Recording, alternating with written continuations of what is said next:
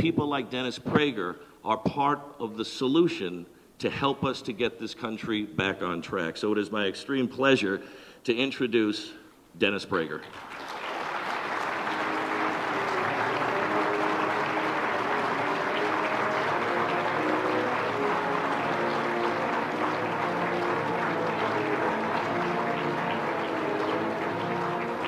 Jerry, thank you very, very much. It's a particular honor to have a colleague and a peer say such kind things about you.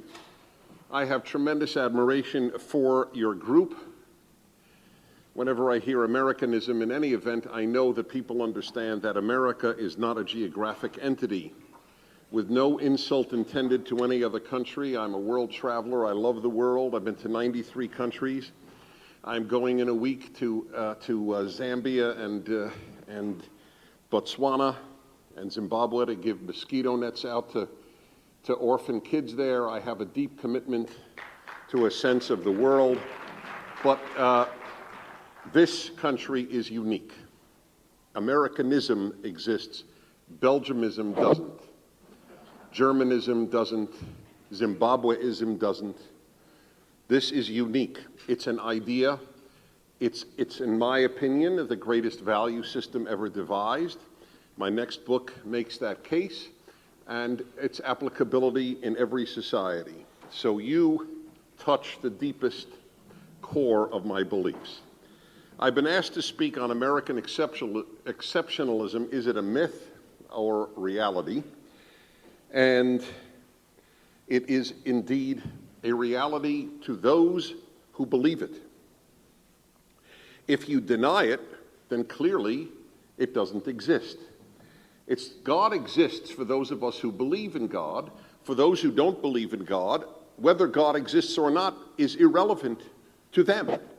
We are exceptional. There is an American exceptionalism, but if you truly deny it, then it can be undone. That's what Jerry pointed out. We are in danger of losing the soul of this country, and it revolves around the question of, is this country exceptional? Yes, it is. It was designed to be exceptional. To remove exceptionalism from America is to remove the batteries from a battery-operated machine. It can no longer work. That is the battery of the United States of America. It's exceptionalism. You are honoring Abraham Lincoln tonight. He said in his second annual address to Congress those famous words, "We shall nobly save or meanly lose the last best hope of earth." I don't believe, and again, it is no knock at all on any other country. Every country has beautiful people in it. That's a given. And they all have ugly people in it. That's also a given. But I fully appreciate the former fact. Nevertheless, nobody else says, to the best of my knowledge, Sweden is the last best hope of earth. Uruguay is the last best hope of earth. Tibet is the last best hope of earth. People don't say that in different countries. And they're not expected to. And if a prime minister of Sweden got up and said that, Swedes would look at him as if he needed psychiatric counseling. It would not make sense any more than if he said at the end, "God bless Sweden," at the end of an address. This is a unique society. We are losing our understanding of how unique it is.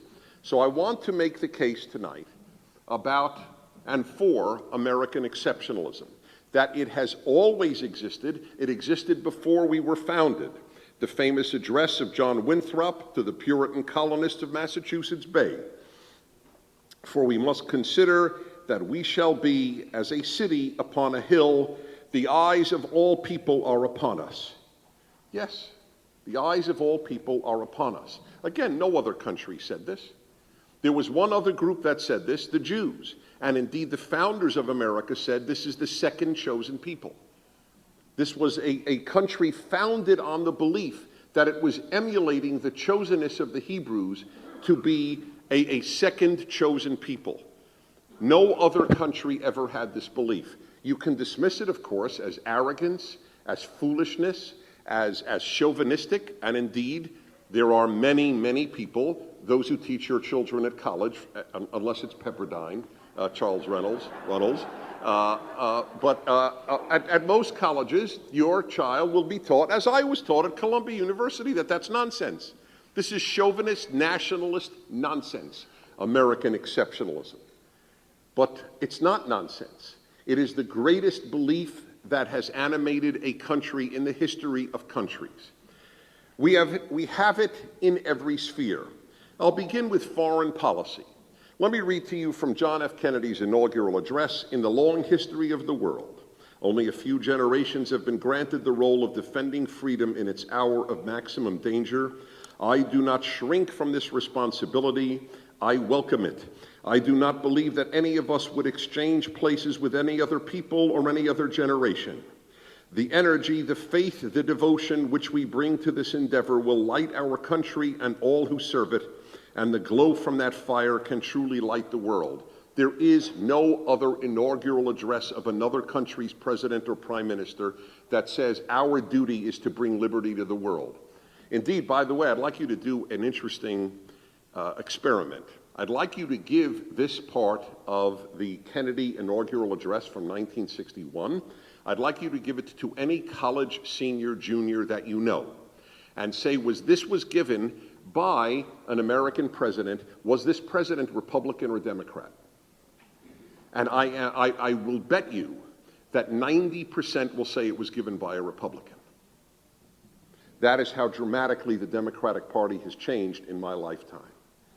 I am not here to politicize this event, but that is as descriptive a reality as one can address. The notion that we Americans are here to spread liberty on earth shifted parties. It became a conservative and Republican idea. It was always a conservative idea, though not all conservatives held it.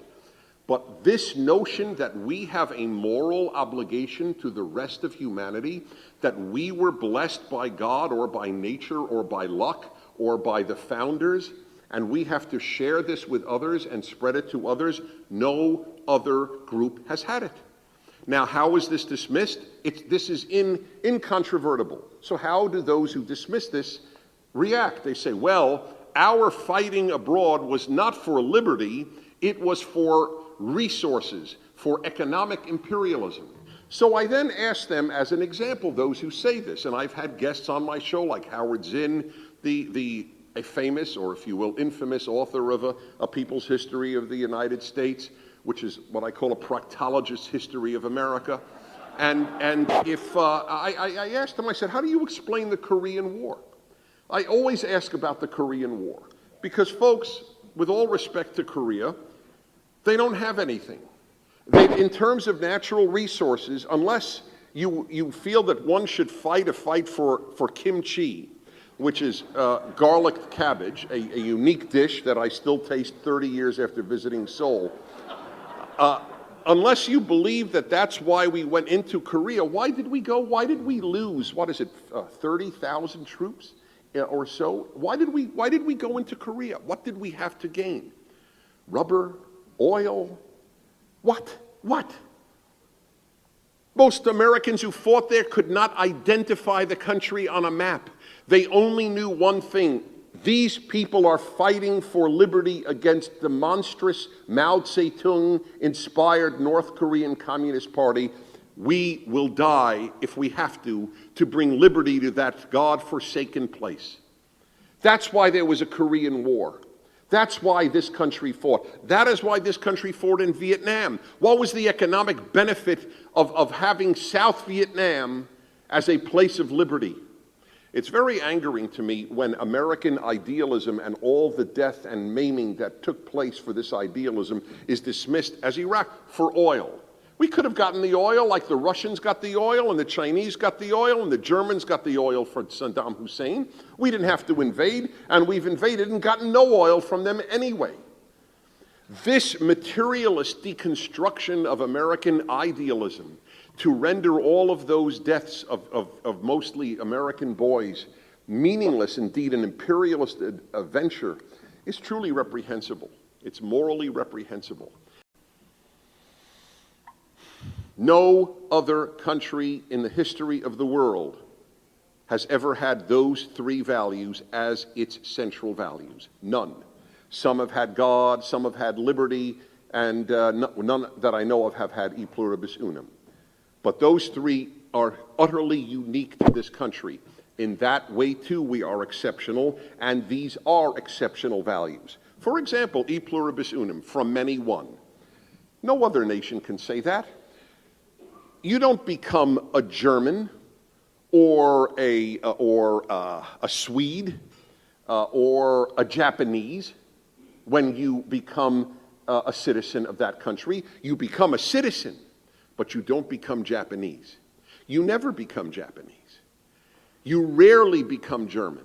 A third-generation Turk who doesn't speak Turkish and who is fluent in German is still not regarded as a German. I'm not blaming Germans for this, it's just we're unique. Whereas 10 days, a day, a minute after arriving here, if someone says he's American and can barely speak English, we regard him or her as an American. That's unique to the United States. We don't give a damn where you come from. We don't give a hoot if you have an accent. It doesn't mean, if you don't have an accent, you're almost un-American, in fact. I'm stunned at if I ever go to a fast food place and the person doesn't have an accent. Where are you from? Colorado? Wow, that's amazing. How did you get here? No, this is a remarkable place. Dinesh D'Souza makes the very intelligent point in his fine book, What's So Great About America? And he was born in India, and he feels 100% American. He says, nobody could become an Indian. Think of an American moved to India and did, in fact, get Indian citizenship. And folks, I'm a big Indian fan. I've been there 4 times. I've taken 100 people on a cruise to India. I love India. But this is not anti-India, it's just a fact. You don't become an Indian because you become a citizen, but you become an American, full 100% American. I am often asked, do I feel, because I am a committed Jew, as you heard from the books I've written on Judaism, I'm very involved my whole life in Jewish life, and written 2 books and about 400 articles on Judaism. I teach the Torah verse by verse from Hebrew at the University of Judaism. I have for 20 years. And I've been asked, well, do you feel first American or first Jewish? And I have a terrific answer, which is my answer no matter who asks me. If you woke me up at 3 a.m., I would give you this answer because it's the truth. I have 2 fathers, Abraham and George Washington. And that's the truth, Ruth. That is exactly what I feel, both emotionally and intellectually. That is what I feel. George Washington is my father, even though my grandfather was a Jew in Poland. George Washington is my father. George Washington is the father of the country of the Azerbaijanian who moves here and becomes an American citizen. There is no place like that. You think if you become a German, the Kaiser or whomever won, or Schiller or Beethoven, that's my group. You don't feel that way. So he makes the intelligent point. He said, look, that is why, because American is an idea, you can say something is un-American. He said, there's no such thing as un-German or un-French or un-Swedish, but there is such a thing as un-American. It's an idea, and we are losing it. We are losing it in the way it is taught by people who so react against this. E pluribus unum taught another radically new thing. You heard tonight in this brilliantly delivered address by Lincoln about how that this is a new nation, that we have created a new nation. We have. And you know why? One of the reasons is from E pluribus unum, because this nation said blood doesn't matter. The first time in the history of the world that was ever said. To every nation, blood was everything. Family, blood, that was above all. Tribe, family, blood. Not in America. Not in America. I interviewed a professor at Harvard who was in the U.S. aid in Latin America his whole life. Lawrence Harrison wrote a great book, Who Prospers? Asked a very simple question. Why did North America prosper and South America didn't? Tremendous raw materials, new world. How come? Said, I'll give you the biggest reason. It's called familism. In Latin American culture, they discriminated on the basis of family. If you weren't blood, they didn't trust you. In the United States, they couldn't care less if you were blood or not. Could you do the job? You're hired. It's so taken for granted, American values, that we're losing them because we take them for granted. They're not articulated. They need to be articulated or we will forget them. This in and of itself. You think other societies, just as an example, would have adoption of children from other races and ethnicities and nations like we do and nobody bats an eyelash? Or even adoption, period. Adoption was always a big thing in America. I speak as an adoptive parent. And one of the reasons is nobody cares. Not your blood. Whoopee-doo, who cares? You love your child, not because it's your blood, but because you love him or her. That's American. And it's been generally unique to America. All from E Pluribus Unum, from many one. We don't care about your blood. Was there racism in American history? You bet. But there was racism everywhere on earth. What is unique to America is not that there were bad people who believed in racism. It is that America abolished slavery and racism. Abolished to the extent that it's abolished. Obviously, there are remnants of racism, but this is the least racist country on the face of the earth, and I will die saying that. Do you know, by the way, we talk, and correctly, we have a terrible stain with regard to racism towards blacks, but do you know that more black Africans have moved to the United States voluntarily than did through slavery? This is a rarely noted statistic. It happened about 15 years ago. William Safire, the late William Safire of the New York Times noted it, and to the credit of the New York Times, it had it on its front page the day some gentleman from, I think, West Africa crossed the number when greater numbers of Africans came because they wanted to come to America than came because they were shipped in the hellhole of those slave ships. People want to live here because they know that they will be treated decently. No matter what their color, no matter what their background, no matter what their religion. This is E Pluribus Unum, second part of the American Trinity, liberty. The French had liberty, right? Liberty, fraternity, equality, French Revolution. But there's a big difference. The French didn't think it through. They said liberty and equality. We didn't. Equality is not in the American Trinity. It is not on any of the coins. Because while, of course, we believe that everyone is created equal, that is in our Declaration of Independence. Of course we believe that. That's absolutely true. But we don't believe in equality as a result, as an ideal. The French do, Europe does.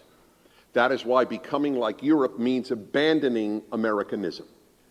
That is why Benjamin Franklin and Thomas Jefferson wanted the American seal to depict the Jews leaving Egypt. Just as the Jews left Egypt, we Americans left Europe. Half of America, or at least one of its parties, wants us to return to Europe. That is the end of Americanism as we know it, to return to Europe and its... This materialist deconstruction of American idealism to render all of those deaths of mostly American boys meaningless, indeed an imperialist venture, is truly reprehensible. It's morally reprehensible. It's made by people, I am convinced, who cannot imagine dying for others. I am convinced that that is the reason they cannot imagine that America died for others, because they would find it so incomprehensible for them or their children to do it. So they can't imagine that America has been as good as it has been. Has America been flawed? How could America not be flawed? It's composed of humans, and humans are flawed. But in the sum total of goodness that has been brought to the planet Earth, there is no country that holds a candle to the United States. It's not, this is not...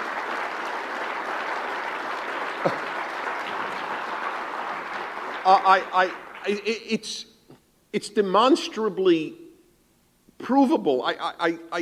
I'm telling you, I am almost rendered speechless at those who deny it.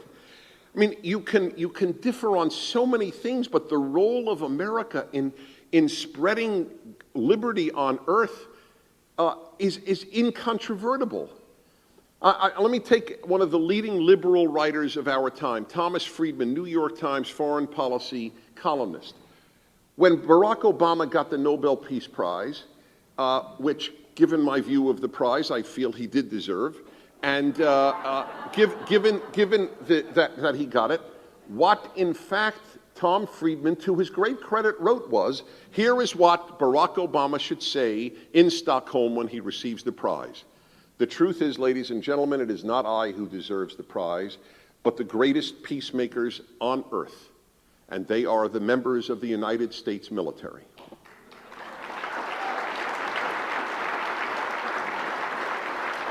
That was written by a prominent liberal writer. The entire column was what the speech that Barack Obama should give. I don't deserve it. The U.S. military is the greatest peacekeeper on earth. My friends, the thought of, let us say, and I say this to callers to my show when they dispute this with me, say, if a meteor came and just destroyed the United States, left every other country intact, do you think the world would be a better place or a worse place? I mean, maybe that's the clarifying moment that the world needs. Would you really like the world to be dominated by China, Russia, Iran, Venezuela, the United Nations? Is that whom you would like to dominate? We do dominate, thank God. Thank God 1,000 times. But there is a massive movement to undo American dominance in the world. And that is because those people don't believe in exceptionalism. Our president had a very interesting answer when asked about American exceptionalism in April of this past year, 2009. President Barack Obama responded to a journalist question in Strasbourg with the statement. He was asked about whether he believes in American exceptionalism. This was his response. I believe in American exceptionalism just as I suspect that the Brits believe in British exceptionalism and the Greeks believe in Greek exceptionalism. The thing is, they don't believe in that. That's the point. And if everybody believes in their own exceptionalism, then there is no exceptionalism. It's like if everybody's special, nobody's special. I mean, with all respect to the fact that this is the new idea in raising children now, everybody is terrific no matter what. I know my son, when he was on a baseball team, which in Prager tradition never won, and he was still given a trophy. And I remember his whole team were given trophies, even though they lost every game. And I just wondered, I remember saying, David, why did you get this? And he had no answer. He said, for playing. And there were kids, well, that's more than some of the kids. Some of the kids got it for breathing. I mean, there were kids who didn't play and they got a trophy. So if everybody gets a trophy, trophies don't mean anything. If everybody's exceptional, nobody's exceptional. The word has a definition. Other countries don't believe they have a role to shape the world and spread liberty and individualism and good values and free markets and free everything. We do. Some of us do. Some of us do. Increasingly, few do. This is the great challenge. To keep alive American exceptionalism, or indeed those who died did die in vain. That you can't have it both ways. Either we die for a cause. Every American soldier doesn't only die for America. They die for their country and for liberty around the world. And it should always be stated, and it usually is. This soldier died for his country and for liberty. For his country and for liberty. Look it up. It's a very common way of describing the death of an American soldier, because that is absolutely accurate. Tell me where American soldiers have died in any number where it was not a matter of the liberty of that place. World War I, World War II, Korean War, wherever there were Cold War proxy battles, the Vietnam War, the war in Iraq. I don't care whether you believe it was a good idea or not. Good idea or not, the Iraqi people have liberty for the first time in their history now. That is a fact, and that is only because of the United States of America and the handful of others who joined us. You can oppose the war. Honorable people could have said we shouldn't have gone there. That's fine. My issue is not to defend the war. It is to defend the morality of what America did. If you feel we shouldn't have done it because bringing liberty to the Arab world is too great a task at this time because it is not a place with fertile soil for it, fair enough, fair enough. There are all sorts of arguments one can give. But the fact remains that Iraq has elections that it is possible to express one's opinion and not be murdered and tortured to death in Iraq solely because of Americans. The fact is that girls do not have lie thrown in their face for attending school in Afghanistan because of American troops and the handful of others who have joined us in Afghanistan. If the United States leaves Afghanistan, and I don't mind if you want us to leave, I mind if you lie to yourself about the consequences. I always tell my listeners, and I am known for being particularly decent to people who differ with me, but this is the thing, after 27 years of radio, I don't mind being lied to. I don't like it, but I don't mind it. I am very frightened when people lie to themselves. It's okay to me if you say you want American troops to leave Afghanistan. I differ with you profoundly. But I have no respect for you, the individual who says it, if you deny the bloodletting and the particular torture and rape of women that will ensue if the United States leaves Afghanistan. Then you have lied to yourself because you cannot confront the consequences of what you advocate. And that is not moral. That is not decent. This is an exceptional country willing to die in Afghanistan for those people, willing to die in Iraq for Iraqis, or in Vietnam for Vietnamese, or in Korea for Koreans. That's just foreign policy. I could spend the evening just on foreign policy, but there is a limited time, so let me go to other areas of where America is indeed exceptional. We are exceptional in our values. The United States is built upon what I call the American Trinity. There is an American Trinity just as there is a Christian Trinity. But most Americans don't know it. Most Christians, indeed all Christians, know of their Trinity. Very few Americans do. I didn't. Lo and behold, when I was asked so often, what are America's distinctive values? I'd go into a whole speech. I don't need a speech. A Christian doesn't need a speech to say what the Christian Trinity is: the Father, the Son, and the Holy Spirit, or Holy Ghost. End of issue. You can explain that forever, but But Americans don't know, in a nutshell, what is our Trinity. And then I realized, my God, it's been in my pocket my whole life. It's on every coin. E pluribus unum, liberty, in God we trust. That's the American Trinity. No other country in the history of the world has ever had those three values as its central values. None. That is why Benjamin Franklin and Thomas Jefferson wanted the American seal to depict the Jews leaving Egypt. Just as the Jews left Egypt, we Americans left Europe. Half of America, or at least one of its parties, wants us to return to Europe. That is the end of Americanism as we know it, to return to Europe and its values. We do not believe in equality as a result, as a value. In equality from birth, yes. But of result, no. This country believes in a freedom that no one talks about anymore. It's called the freedom to fail. If there is no freedom to fail, then there isn't real freedom. That is one of the best things you or your children could ever have, is a failure. If you can't fail, if the state will take care of you at all times and make it impossible for you to fail, you will never grow up. You will remain a child. This is a civilization, American civilization, of grown-ups. Not anymore. It's profoundly childish, unfortunately, because it has abandoned the ability to fail. Failure is not permitted. That's why my son got trophies for losing. I was opposed to my son getting trophies for losing. Losers don't get trophies. They get a handshake.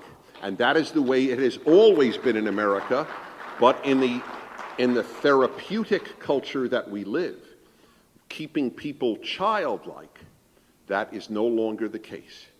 And so you're not allowed to lose. Massachusetts banned even keeping score in soccer games for little kids, lest they feel bad if they lose. I could tell you, as a male, I would feel much worse if I couldn't lose than I would if I lost. The idea that the score was rigged, how emasculating that is. I'm just speaking as a male because males do like competition. We prefer the ability to lose. But a feminized society where we feel pity on our child who loses is a different society than the one of American individualism, which is part of our exceptionalism that I will come to. The third part of the Trinity is in God we trust.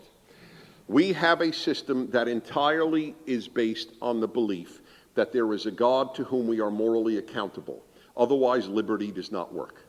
Liberty does, here, I'll tell you a rule. I studied totalitarianism.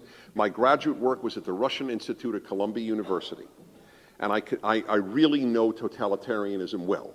It's a rather arcane, almost bizarre major, but I'm thrilled I majored in it because the totalitarian temptation runs deep in human beings.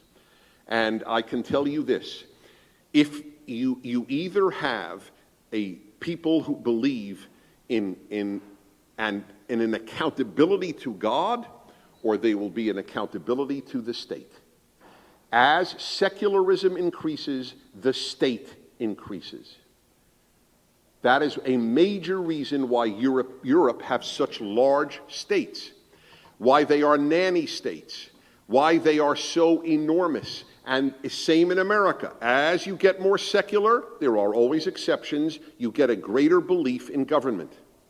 Because the religious believe that people can be good if they are accountable to God. But if there's no God to be morally accountable to, you better be accountable to the state. So the state takes over where religion has abandoned. So Europe has big states because it's the most secular place in the world. And this is what is exactly the recipe for America. You remove God as the accountable to party, and you make the government in lieu of God. God is central to the American experiment. It cannot work without God.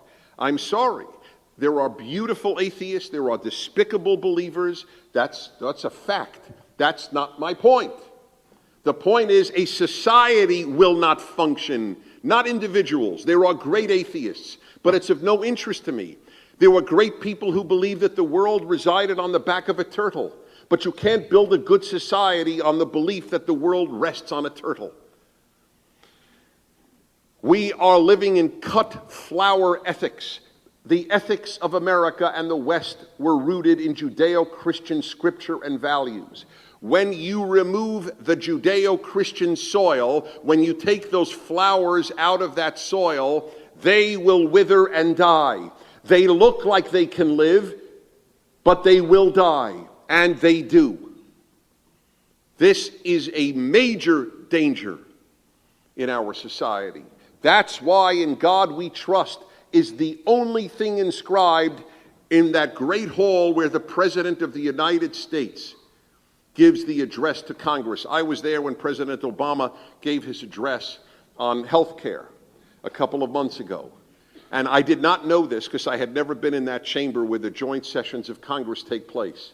There is only one thing chiseled in the gorgeous marble of that chamber on that side of the chamber where the president stands. Over the head of the president and the vice president and the Speaker of the House is chiseled in gigantic letters, "In God we trust." That is fundamental to the United States of America. You can be an atheist and acknowledge that. I don't demand that people believe in God, but I do demand that Americans understand that the American experiment is impossible if God is removed. It is God, liberty, and e pluribus unum. That's exceptional. Individualism is exceptional. The belief that we are responsible for ourselves. The greatest rabbi of the Talmud, Hillel, put it very simply, Im ein ani li mili, if I am not for myself, who will be for me? V'imani la'atzmi ma'ani, but if I am only for myself, what am I? That is considered the basic principle of leading a good life. You must first take care of yourself, and then you must take care of others. The notion that the state will take care of me is indeed un-American. It is a bad idea. It doesn't raise good people. That's why Americans give more charity and volunteer more time than Europeans, per capita and per income. because we were raised on the belief that we take care of ourselves and our fellow human being, our parents, our children, our neighbors. But if the state takes care of them, you know what you then worry about? What Europeans worry about. How much time vacation will I have this year? That's the great issue in much of European life, because everything is taken care of, including me. Individualism is a totally noble idea. It is not selfishness, it is altruism to take care of yourself and not have others take care of you.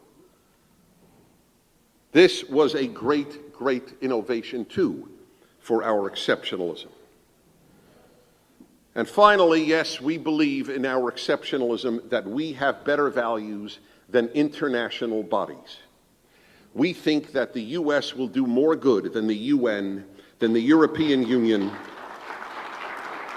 than the World Court, or than Amnesty International. If you think the United Nations is a greater repository of moral advocacy and doing good, then fine, then you don't believe in American exceptionalism. You believe that a Human Rights Council headed by Sudan is a good idea. You believe that a Human Rights Council that has Saudi Arabia on it is a fine, fine idea and will somehow advance human rights on this planet. The U.S. is a far greater institution for moral advance of humanity than the UN. And that is a belief in American exceptionalism. Not because we are inherently better. There are twits in America and there are beautiful people everywhere on earth. The statement isn't that there is some, first of all, there couldn't be a racial component because there's no American race. So the very notion that Americans may know better cannot possibly be racial or ethnic chauvinism, because there is no American race and there is no American ethnicity. It's the fact that we have been guided by a better idea, have been, but there's no guarantee, none whatsoever, that the next generation will be guided by this idea. And that is why we have to teach it. And when it is taught, we will make a better world. And if it is forgotten, the world will descend into a cruelty unlike any ever seen before. Because the barrier between more genocide, more evil, and what we have now is the United States of America and its belief in its exceptionalism. Thank you very much.